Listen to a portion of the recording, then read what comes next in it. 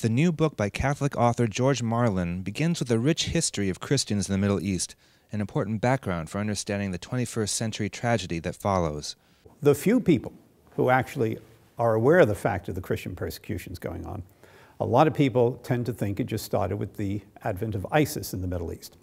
The point is, it just didn't start recently. It's been going on for centuries in some ways, but in the 21st century, there has been systemic persecutions of Christians. And the countries I zero in on particular, are Turkey, Egypt, Lebanon, Syria, Iraq, Iran, Saudi Arabia, and the Sudan. Though the extreme violence now being directed against Christians demands immediate action, Marlin says other forms of oppression have set the stage for decades.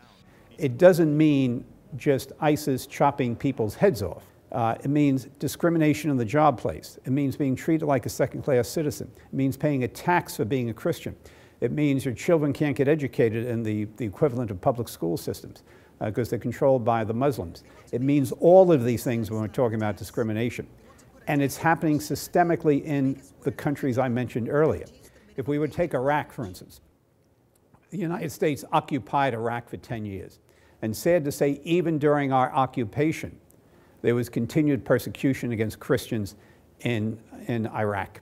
From 2003 to 2010, when our armed forces were there, 2,000 Christians were killed. And yet, a really inspiring part of your book is that you include testimonials from priests and nuns who choose to stay, even in the face, even at the peril of their own lives. And what does it teach us about the way of the cross? You know, the Archbishop of Aleppo, Archbishop John Bott, is a prime example. And if you read the papers just recently, the ISIS is getting closer and closer to Aleppo and may conquer it soon. While he was here in New York, he got a call one morning, and this is a month ago. He learned that his home, his cathedral, and his office building were bombed again by ISIS. He walks in the footsteps of the apostles, the first bishops of the church.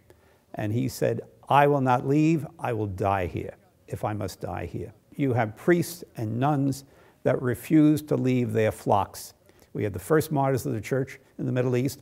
We may have modern martyrs. We already have modern martyrs in the Middle East. And these are extraordinary examples.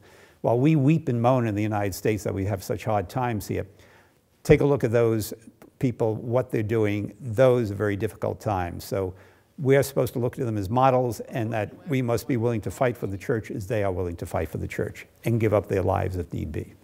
George Marlin's book, Christian Persecutions in the Middle East, A 21st Century Tragedy, will be released on June 10th. It can be ordered through the website churchinneed.org. Reporting for Currents, I'm Konrad Aderer.